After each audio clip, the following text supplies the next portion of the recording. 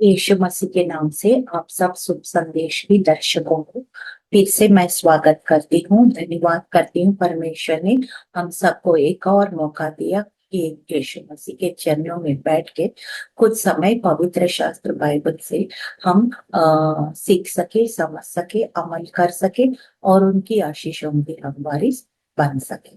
छोटी सी प्रार्थना के साथ इस कार्यक्रम को शुरुआत करें। धन्यवाद महान सामर्थ्य पिता, राजाओं का राजा, प्रभुओं का प्रभु, ईश्वरों का ईश्वर, पूरा ब्रह्मांड को रचने वाला, नियंत्रण रखने वाला परमेश्वर, हम यीशु के लहू के द्वारा आपके अनुग्रह सिंहासन पर आते हैं पिता। आपका वचन बताता है Psalm 119 वर्स 18, तेरे वचन से अद्भुत बात देखने के लिए हमारी आत्मिक आंखें खोलिए प्रभु, ताकि तेरे भेद को हम जान सके प्रभु, मैं देख सकूं और इन दर्शकों को भी दिखा सकूं और मसीह का देह 100% उन्नति करे, प्रगति करे, तरक्की करे प्रभु यीशु। तेरा राज्य आए, तेरी इच्छा पूरा हो यीशु। हम घटे आप बढ़े यीशु मसीह के जीवित और सामर्थ्य नाम में इस प्रार्थना को हम मांगते हैं। सुनिए, ग्रहण कीजिए परम पिता। आमीन आमीन आमीन। जो विषय लिया है, हाउ टू ओवरकम बैकवर्डनेस, ये पीछे हटने की आत्मा पर कैसे विजय प्राप्त कर सकते। पीछे हटने की आत्मा पर विजय, इस विषय पे हम वचन से आज देखेंगे। हालेलुया। सबसे पहले पीछे हटने का आत्मा क्या होती है, इसका परिचय थोड़ा हम देखेंगे। पीछे हटना या पिछड़ापन केवल शारीरिक समस्या नहीं है, ये एक आत्मिक शक्ति है जो प्रगति को रोकती है और लोगों को बार बार चक्कर में घुमाती रहती है। परमेश्वर की योजना ये है कि हम आगे बढ़े, कभी पीछे ना जाए। परमेश्वर की योजना यही होते हैं, हम आगे बढ़े, वही खड़े ना रहे सालों साल तक, या हम पीछे जाएं। God's plan is never to be stagnant or never to go backwards, but it always wants us to move forward.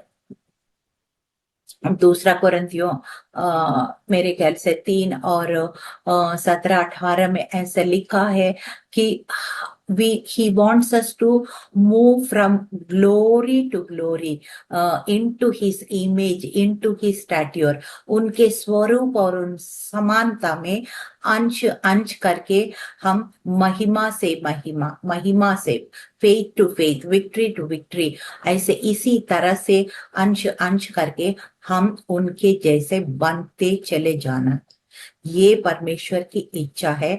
लेकिन एक हमारी जो एनिमी है, शत्रु है, हमें आगे बढ़ने से बहुत सारे रुकावटें पैदा करता है।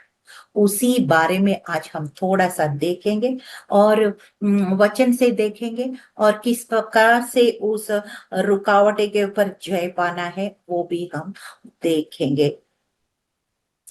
फॉर एग्जाम्पल, आपको एक उदाहरण बोलना है तो इजरायली लोग जब वायदा देश की ओर जा रहे थे, the journey was only 11 days. Deuteronomy व्यवस्था विवरण 1 अध्याय 2 और 3 में से लिखा है कि सिर्फ 11 दिन का यात्रा था। चलो 11 दिन भी नहीं है तो 40 दिन समझो।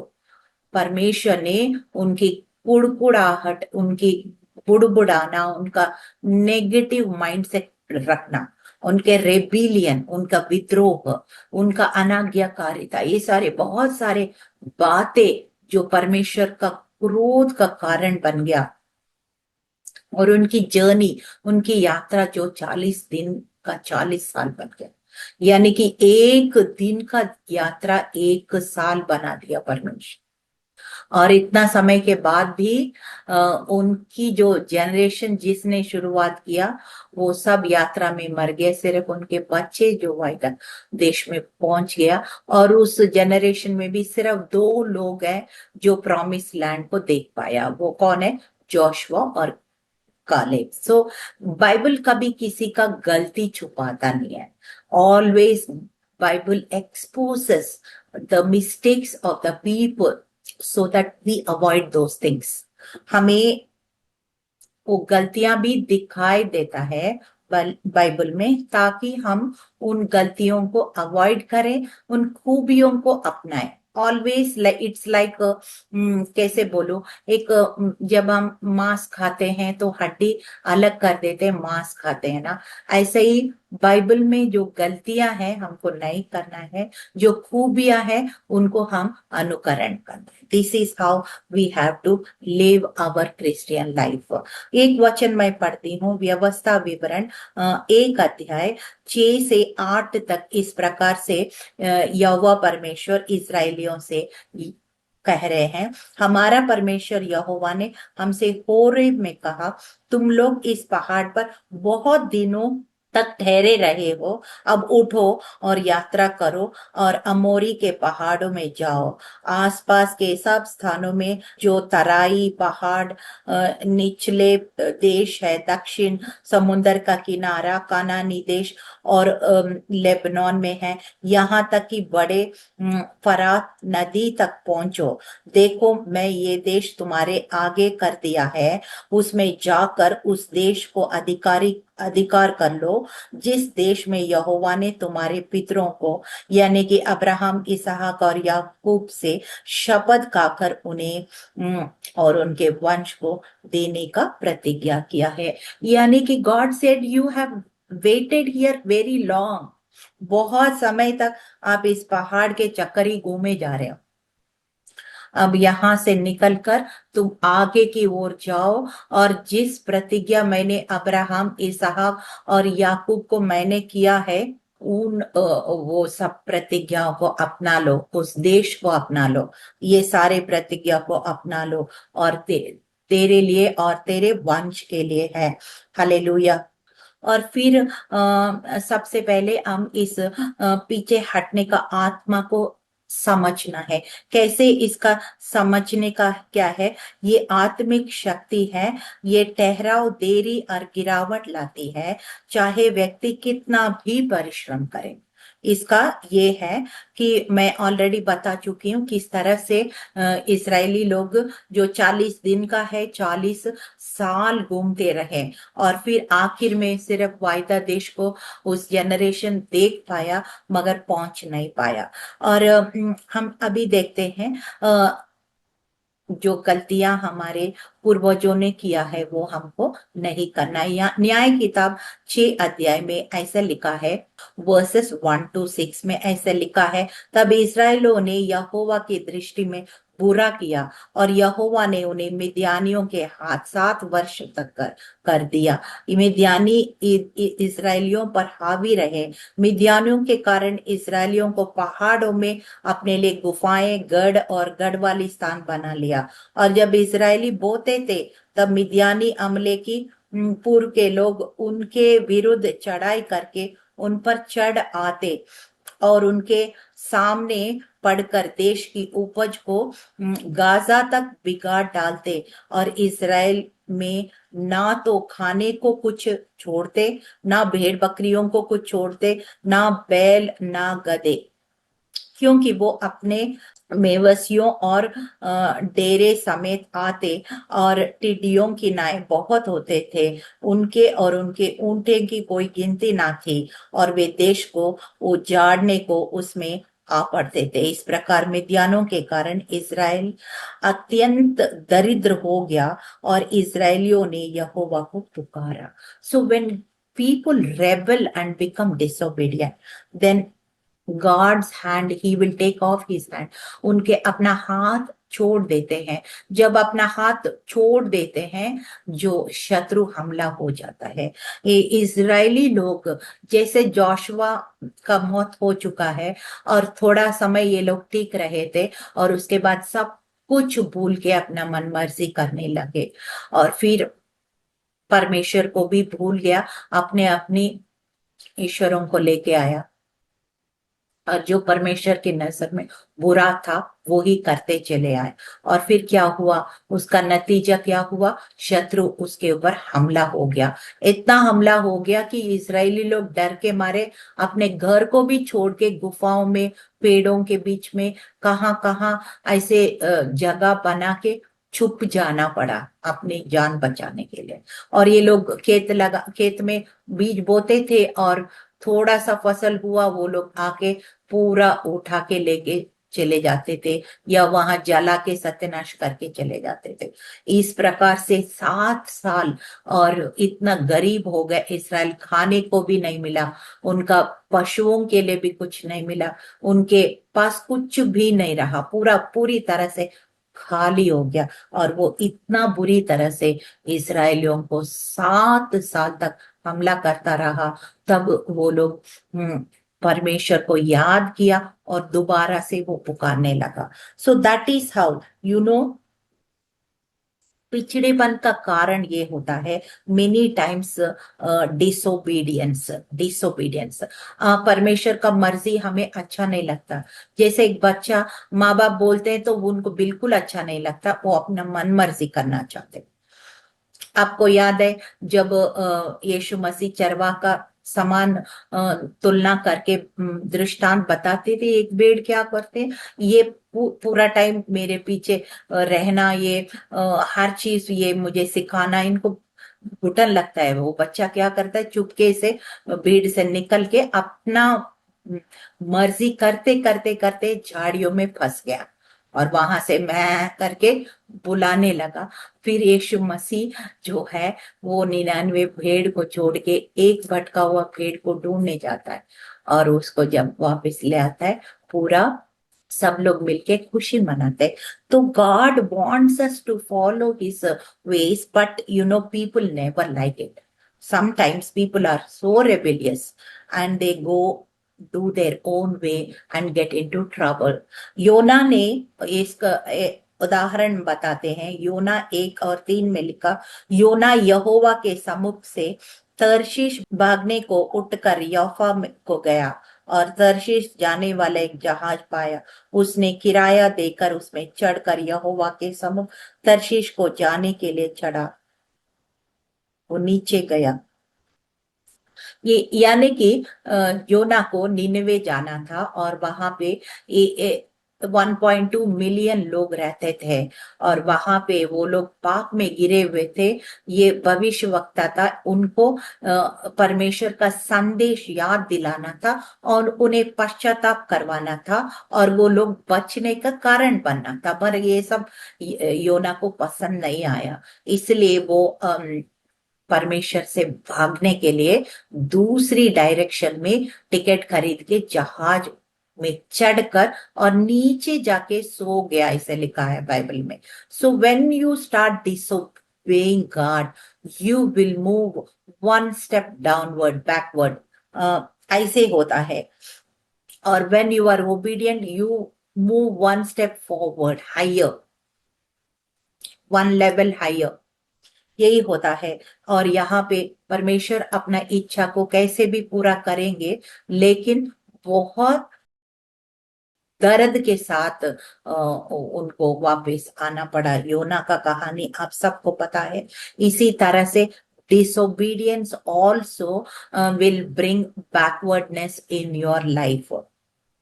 जो जहां पे हमने गलती किया, जल्दी से हम सबक सीख के हम सही डायरेक्शन पे वापस आना है। सिन और सेपरेशन, आपको पता है क्लासिक एग्जाम्पल जो है आदम और हवा, कैसे पाप इस पृथ्वी में आया है, मनुष्य जाति में आया, हम सबको भी पता है। Sin and disobedience brought separation from God। यशायाह 59:1 और 2 में लिखा है, देखो यहोवा का हाथ इतना छोटा नहीं है वो बचा ना सके, ना उसका कान ऐसे भारी है वो सुन ना सके, परंतु तुम्हारे अधर्म के कामों ने तुम्हारे और तुम्हारे परमेश्वर के बीच में अलगाव कर दिया, और तुम्हारे पापों के कारण उनका मुख तुमसे चिप गया है कि वो नहीं सुनता है। इस तरह से ये कारण सबसे पहले disobedience and then next step is sin and separation. Disobedience में हमने देखा योना की जिंदगी से हम देख सकते हैं, बालाम की जिंदगी से हम दे सकते हैं, और फिर सिन एंड सेपरेशन। तो यहाँ पे हम आदम और हवा का क्लासिक एग्जाम्पल हम देख सकते हैं। और तीसरा कारण ये हो सकता है कि lack of vision, lack of goals, you don't know where you have to reach, what is your target destination। ये सारे विजन नहीं होने के कारण क्या होता है, हम एमलेसली जी रहे होते हैं, टाइम को बर्बाद करेंगे, पैसा को बर्बाद करेंगे, और दूसरों को टाइम को भी बर्बाद करेंगे। So because there is no vision, लक्ष्य नहीं है, तो फिर क्या होता है, हम लोग एमलेसली जिएंगे, तो फिर हमारा जीवन व्यर्थ हो जाता है। So you have to have goals in your life, spiritual goals. मैंने इसका भी एपिसोड बनाया, आपका आत्मिक रीति से आप कहाँ पहुंचना चाहते हैं, 1 महीने के बाद कहाँ पहुंचना है, 1 साल के बाद कहाँ को, 10 साल के बाद कहाँ पहुंचना, आपका कुछ फैमिली का गोल्स, आपका जो प्रोफेशन के लिए गोल्स, आपके स्पिरिचुअलिटी के लिए गोल्स। इस तरह से हम गोल्स बना के अपना जीवन को बिताने से क्या होता है, your life will be stream lined, it will go smoothly in the right direction. क्योंकि वचन में लिखा है, नीति वचन 29 और 18 में लिखा है, जहां दर्शन नहीं होता वहां लोग संयम तोड़ देते हैं, परंतु धन्य है वो जो व्यवस्था को मानते हैं। सो there is no goal, there is no target, then you will live aimlessly, wastefully your life। और फिर हम देखते हैं, हमने सबसे पहले डिसोबीडियंस, अनाज्ञाकारिता देखा, फिर सिन एंड सेपरेशन दूसरा देखा है, और फिर हम तीसरा देखा लैक ऑफ विजन, और फोर्थ हम देख रहे हैं सेटनिक मैनिपुलेशन। क्योंकि कुलुसियों 1 और 13 में लिखा है, जब यीशु मसीह को हम ग्रहण करते हैं, हम अंधकार के राज्य से निकलकर ज्योति का राज्य में प्रवेश करते हैं। जब ज्योति का राज्य में प्रवेश करते हैं, हमारा राजा बदल जाता है, हमारा सरदार बदल जाता है। We are now under the King of Kings, Lord of Lords। स्वर्ग हमारी डेस्टिनेशन है, हमारे राजा यीशु मसीह है, और फिर उनका स्वर्गदूत हमारे मदद के लिए आते हैं। लेकिन हमारे खिलाफ कौन काम करता है, अंधकार के राज और ये दुष्ट सेना जो है रुकावट को पैदा करते हैं, और फिर हमारे आत्मिक जीवन में कई सारे क्षेत्र में हमें आगे बढ़ने से रोकते हैं। So it is a very tough fight, it is a warfare, spiritual warfare. You have to understand this warfare and act accordingly. इसी तरह से इस लड़ाई को हम समझना है, और फिर हम वचन के द्वारा जो हथियार हमें दिया गया है, 2 कोरिन्थियों 10:3-5, ये हथियारों पे इस्तेमाल करके एक अच्छा विश्वास की कुश्ती लड़ना है। निर्गमन 5:1 और 2 में लिखा है, फिर मूसा और हारून फिरौन के पास जाकर कहने लगा, यहोवा इस्राएल का परमेश्वर यूं कहता है, मेरे लोगों को जाने दे कि वे जंगल में मेरे लिए पर्व मनाए। फिरौन ने कहा, यहोवा कौन है कि मैं उनकी बात मानकर इस्राएल को जाने दूं? मैं यहोवा को नहीं जानता और ना इस्राएल को जाने दूंगा। So there are some powers, there are some positions which will not let you do what God wants you to do।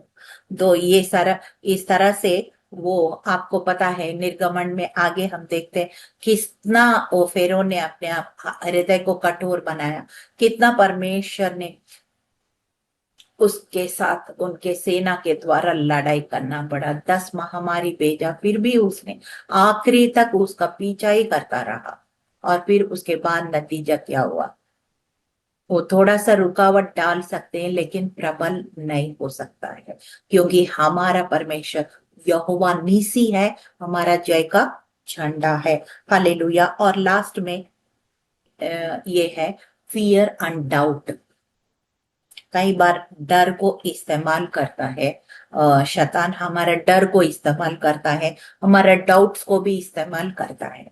हम डर जाते हैं और संदेह करने लग जाते हैं। जैसे मूसा ने 12 लोगों जासूस को भेजा है, तो उन लोग ने क्या किया, जल्दी से मैं पढ़ती हूँ।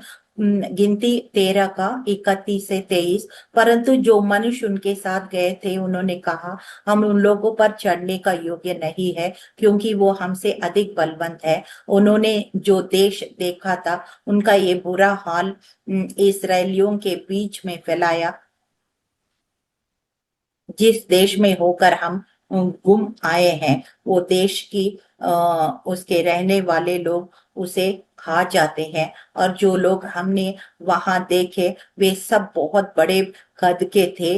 वहां हमने अना के वंश के दैत्य देखे, जो दैत्य से उत्पन्न हुआ है। हम उनकी दृष्टि में टिड्डी के समान थे और उसकी दृष्टि में भी ऐसे ही थे। तो when you see magnify your problem, your situation, negative things, then God will look very small. हम गीत भी गाते हैं ना, ये मत कहो मुश्किलों से ये मत कहो मुश्किलें बड़े हैं, बट मुश्किलें से कहो मेरा खुदा बड़ा है। तो इस प्रकार से हमारी माइंडसेट, हमारा थिंकिंग भी हमारे बैकवर्डनेस का कारण हो सकता है। Negative mindset, negative thinking will move you towards backwardness. इसका जो प्रतिज्ञा, इसका ओवरकम कैसे करते हैं, जल्दी से मैं पढ़ नहीं रहे, ऐसे ही बोलती हूँ समय के कारण। एशिया 43:18 और 19 में ऐसे परमेश्वर बोलता है, मेरे लिए कौन सा काम कठिन है, जंगल में भी रास्ता निकालूंगी, ऐसे फिर मरुभूमि में भी नदियां बहाऊंगा।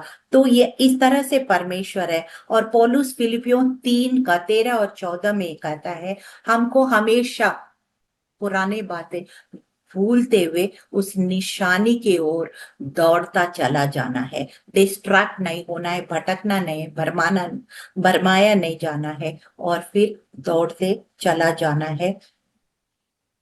और व्यवस्था विवरण 28:13 में ऑलरेडी मैंने बता चुकी हूँ। परमेश्वर वादा करता है कि मैं तुम्हें सिर बनाऊंगा, पूंछ नहीं, और केवल ऊपर ही रहोगे, नीचे कभी नहीं रहोगे। और यहोवा अपने परमेश्वर के आज्ञाओं को जो आज तुझसे सुनाता है, मन पर चलने का चौकस रहे। हालेलुया। फिर इस तरह से हम पिछड़ापने को वो जय पाना है, पश्चाताप करके तुरंत तुरंत वापस आना है। कुलुसियों 2:14-15 में यीशु मसीह कहता है, मैं शैतान का सारा हथियार को छीन लिया है। हम क्रूस के द्वारा, हमें पुनरुत्थान के द्वारा, वचन के द्वारा, पवित्र आत्मा के द्वारा, अपना विश्वास की जो दृष्टि, हमारा विजन के द्वारा, ये सारे सारे प्रार्थना के द्वारा, उपवास प्रार्थना के द्वारा, और आज्ञाकारिता और परिश्रम के द्वारा, ये सारे बातों के द्वारा जो है हम परमेश्वर की द्वारा हम आगे बढ़ेंगे। Always forward, never backward.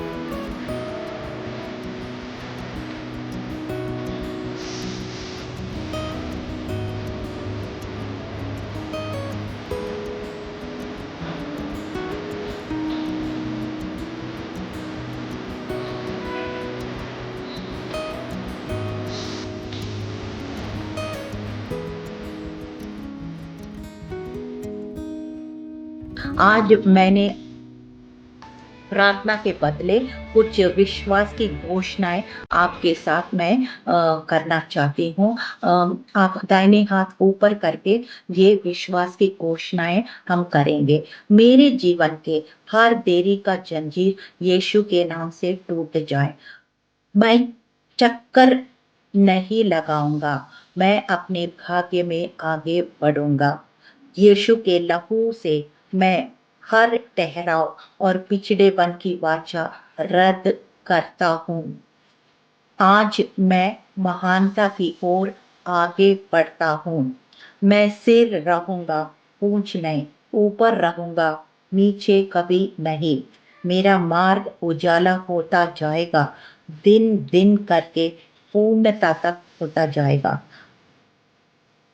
अंधकार की कोई भी शक्ति मेरी प्रगति को रोक नहीं सकती। यीशु के नाम से इस घोषणाएं मैं करती। परमेश्वर हमें आगे बुलाता है, कभी पीछे नहीं।